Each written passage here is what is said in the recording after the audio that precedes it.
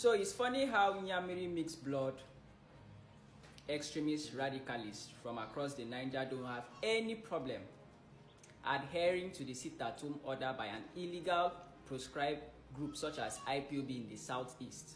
But they are on social media trying to intimidate, bully, and blackmail an executive governor of a state over his intention, to checkmate the movement and activity of a high-ranking politician who is coming into his state for campaign. It's very funny. The level of hypocrisy and double standard is very funny.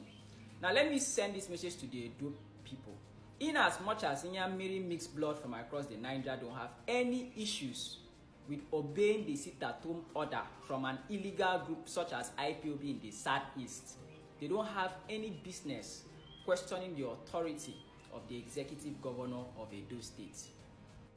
The governor of Edo State is the executive governor of the people of Edo State, and not the executive governor of Anambra or Imo State people. So therefore, the governor is not answerable to non-citizens of Edo State. The governor has every right and authority under the Constitution to exercise his constitutional authority within his state, which is not limited by any means whatsoever. And by so doing, the governor has any right to checkmate the movement or activity of anybody coming into his state, most especially if the activity of that person within the state has the potential to cause conflict or chaos within the state. And the governor is not answerable to anybody. Yes, he's a sovereign authority of his state. He is not answerable to you. He's only answerable to the Edo State people who pay tax to the Edo State government, and not you who don't pay tax to Edo State and who is obviously not a citizen of Edo State. Right?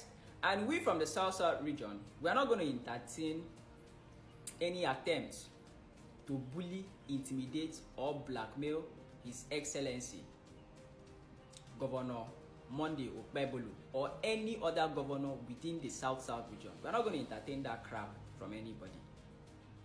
If the governor says he doesn't want you in his state, stay away from the state. It's very simple. We don't want people who import terrorism into Edo State. There's already a lot of security challenges in Edo State already.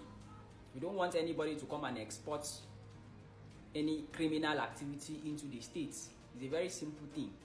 Before I continue, I want you to watch this video. Nobody will be abusing you. But because you're the governor, that's why every time they will talk one thing or the other. I've watched on television of recent unnecessary debates. And that is why I say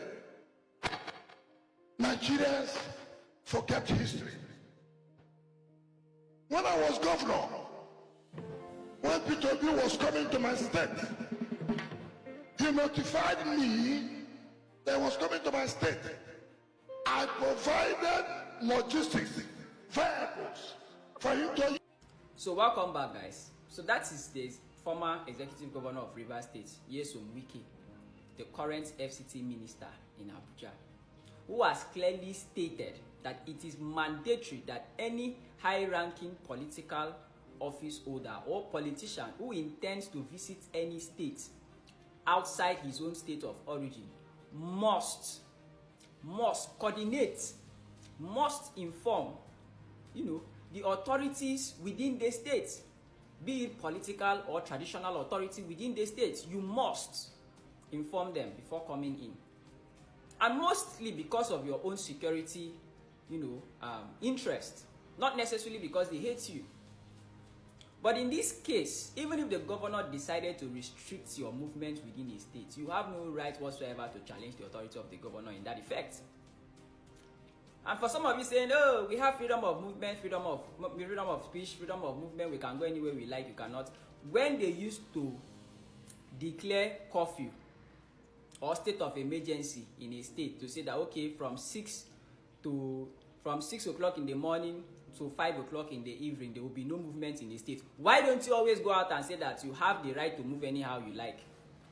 Some of you coming up on social media to insult the executive governor of the state